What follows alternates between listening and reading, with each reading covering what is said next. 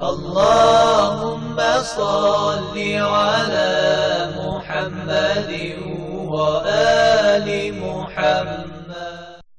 A'udhu billahi minash shaitanir rajim. Bismillahir rahmanir rahim. En el nombre de Dios, el clemente, el misericordioso, la paz de Dios sea con todos sus profetas, desde Adán hasta Muhammad, salawatullah wa salamu alayhim ajma'in.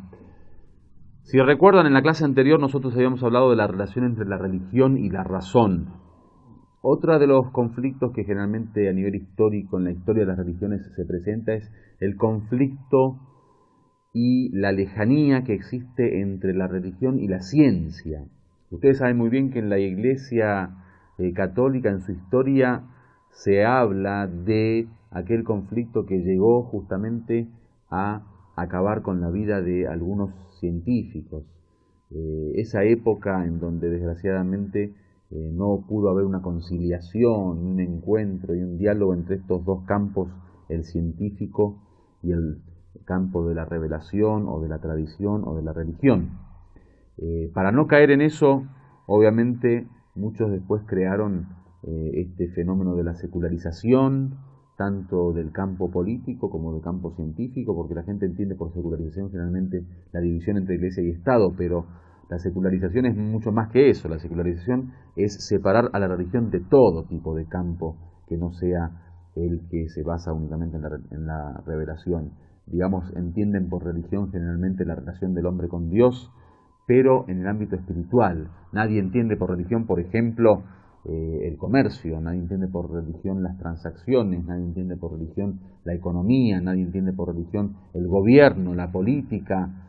Entonces, ese tipo de religión obviamente es una religión muy limitada y es una religión que queda supeditada a un campo demasiado pequeño, cosa que en el Islam estamos totalmente en contra. Nosotros creemos que la vida del ser humano toda es sagrada, no hay un campo sagrado y un campo profano. No hay un campo que únicamente entra Dios y en otro campo entra el hombre o el universo. Para nosotros todos los campos son de Dios. A Dios le pertenece todo en el universo y Él es el dueño de los universos, es el dueño de la existencia, de la realidad. Y como dueño tiene derecho a intrometerse en los detalles de cada dimensión de la vida del ser humano.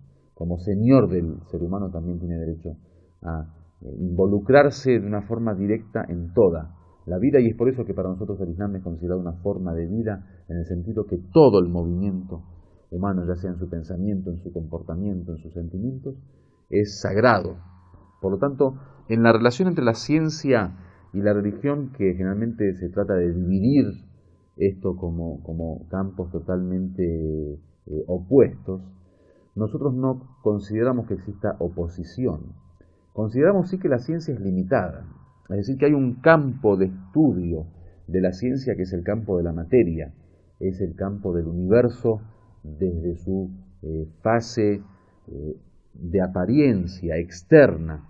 A eso sí le podemos dar el nombre de límite y de campo, o sea, la ciencia no puede saberlo todo, la ciencia tiene límites epistemológicos, tiene límites sapienciales, no tiene las herramientas para poder conocer todas las realidades. Sin embargo, eso no significa que está en contra de la religión, es opuesto a la religión. La ciencia es una herramienta que utiliza el ser humano para poder conocer el universo, y el conocimiento del universo es una orden de Dios. En el Corán, cuando se habla de la forma de llegar al conocimiento de Dios, hay varios métodos. Uno de los métodos es justamente lo que llama el Corán el mirar hacia los horizontes, es decir, el mirar hacia la naturaleza, hacia las realidades que nos rodean en este universo, lo que el Corán llaman ayat, los signos, las evidencias de Dios, las huellas de Dios, las manifestaciones que Dios propone para darse a conocer, es decir, que uno conoce a Dios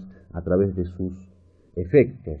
Y el universo es justamente un efecto. Y para conocer el universo necesitamos de la ciencia. Hay una necesidad, hay una obligación de buscar la ciencia. Por eso el profeta hacía tanto hincapié en la búsqueda del conocimiento, cuando decía, por ejemplo, que la búsqueda de conocimiento es una obligación de todo musulmán y toda musulmana. Dijo, busquen el conocimiento desde la cuna hasta la tumba, busquen el conocimiento aunque sea en la China. Entonces, el tema de la ciencia no solo no está en conflicto con la religión al mismo digamos, de la misma forma que el intelecto, la razón no estaba en conflicto, como lo dijimos en la anterior clase, sino que además la ciencia es promovida por el Islam.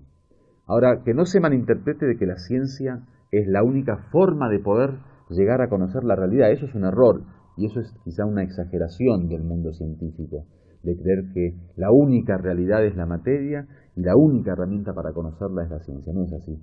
Ni la única realidad es la materia, ni la única herramienta de percepción o de, digamos, camino para conocer la realidad es la ciencia.